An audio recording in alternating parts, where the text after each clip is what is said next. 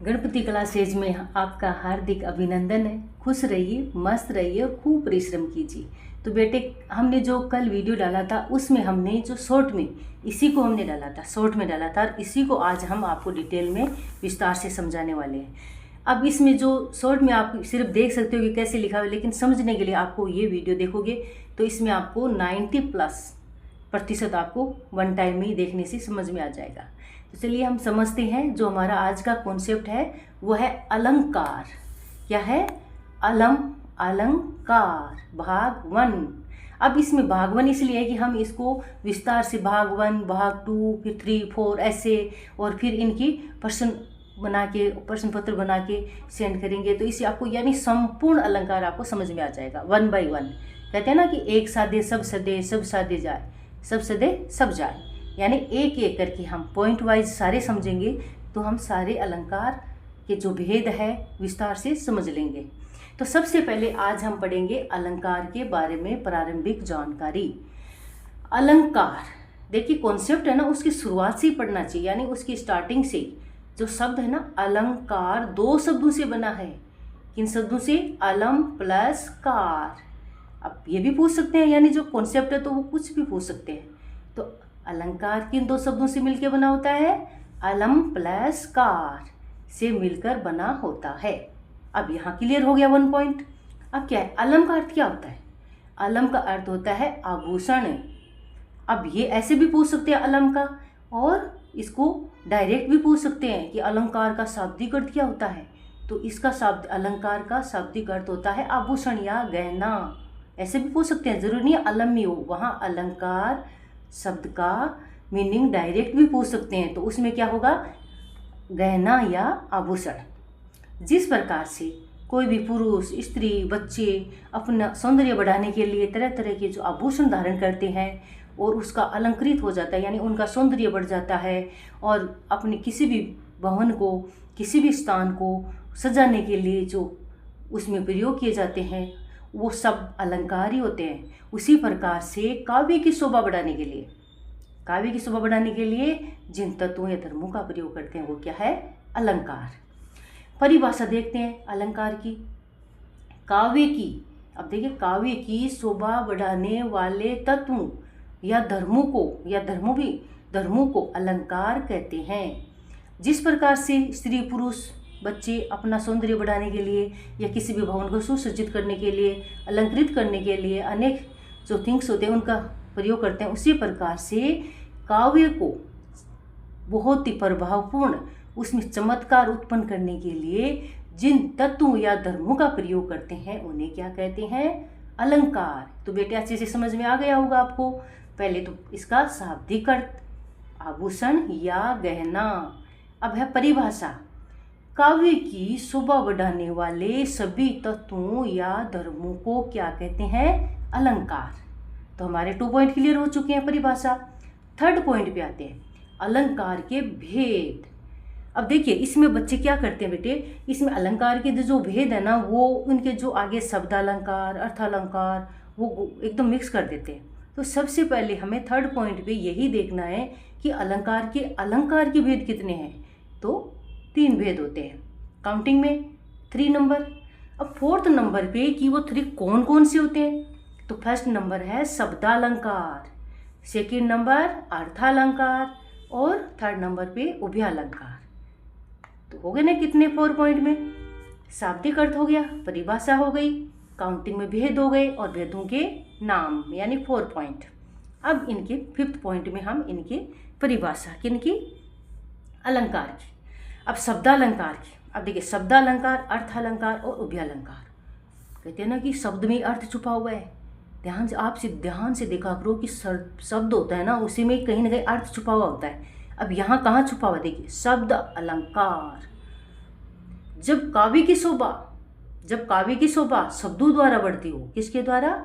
शब्दों द्वारा, और उसमें चमत्कार, प्रभाव उत्पन्न होता है, किसके द्वारा? शब्दों द्वारा होता है। वहाँ कौन सा अलंकार होता है बेटे? वहाँ शब्दालंकार होता है। सीधे सीधे अपने माइंड सेट कर सकते हैं। जहाँ काव्य की शोभा शब्दों के द्वारा बढ़ती हो उसको क्या कहते हैं? शब्दालंकार।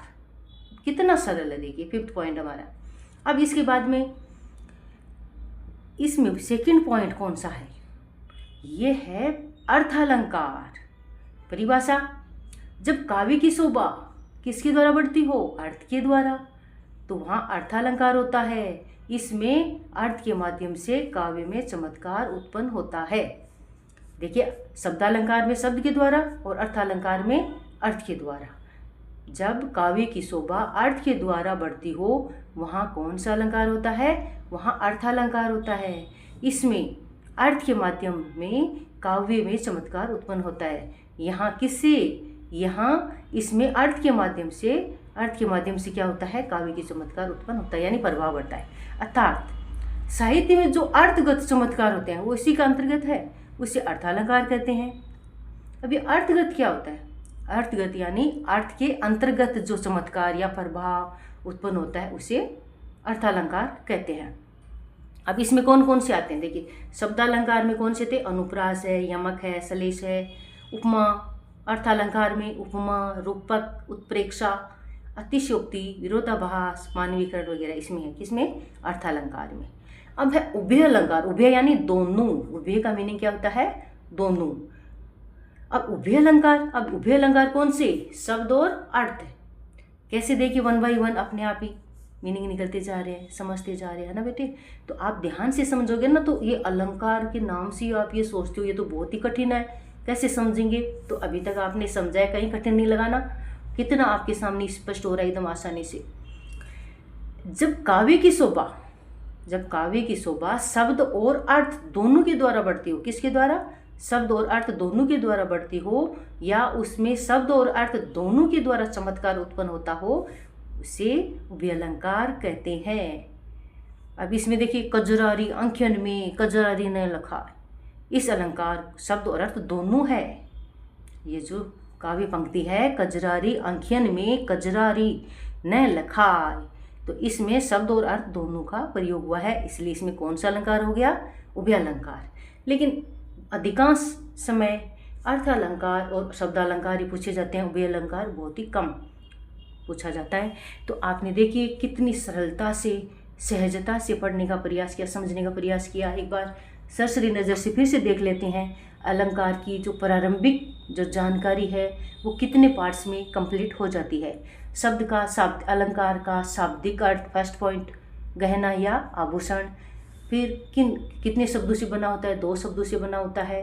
फिर परिभाषा, काव्य की शोभा बढ़ाने वाले तत्वों या धर्मों को भी बोलते हैं, तत्वों या धर्मों को अलंकार कहते हैं। 3rd नंबर, फिर कितने भेद होते हैं, 3 भेद होते हैं, 4, और फिर उनके भेदों के नाम, और फिर उसकी परिभाषा।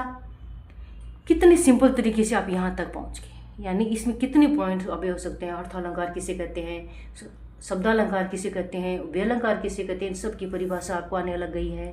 अलंकार के कितने भेद है ये आपको आने लग गए हैं, वो कौन कौन से हैं अलंकार ये पता चल गया है। अलंकार की परिभाषा आपने सीख ली है, और अलंकार किन शब्दों से मिलकर बना होता है, और अलंकार शब्द का शाब्दिक अर्थ क्या होता है। आभूषण या गहना यहाँ बढ़ाने वाले तत्वों या काव्य की शोभा बढ़ाने वाले तत्वों या धर्मों का भी हो सकता है, तो उसको अलंकार कहते हैं। तो देखिए आपने बहुत ही सरल तरीके से समझने का प्रयास किया है, और भी आगे इसमें आपके जो शॉर्ट में भी वीडियो डाले जा रहे हैं उसमें आपको संक्षिप्त में और भी मिल जाएंगे नोट्स। और इसके लिए विस्तार से समझने के लिए आपको जो विस्तार से समझने वाली वीडियोस देखने होंगे, और संक्षिप्त में समझने के लिए आपको शॉर्ट में भी वीडियो डाले जा रहे हैं वो भी देखने होंगे। तो इसी प्रकार से कंटिन्यू समझने के लिए और जानने के लिए, सरलता से, सहजता से अध्ययन करने के लिए वीडियो को लाइक, सब्सक्राइब करिए, शेयर करिए अपने दोस्तों में, क्योंकि शिक्षा का जितना प्रचार प्रसार होता है उतना ही अच्छा होता है। इसमें कोई किसी का नुकसान नहीं होता है। जिसको जो कॉन्सेप्ट सही समझ में आता है वो समझ लें, कोई ज़रूर नहीं है कि वो सारे उनको कोई सा समझ में नहीं आए तो कहीं और समझ लो जो समझ में आ रहे हैं, क्योंकि इसमें सबका हित, आपका हित हमारा हित, और हमारा हित आपका हित, सबका हित हमारा हित सबका हित, ये हमें परोपकारी भावना रखनी चाहिए। तो आप इसमें जो समझ सकते हो, लेकिन 80% आप इतना सरलता से समझाने का प्रयास किया है कि आप समझ गए होंगे। तो वीडियो देखने के लिए, समझने के लिए सभी बच्चों, सभी बेटों को थैंक यू सो मच।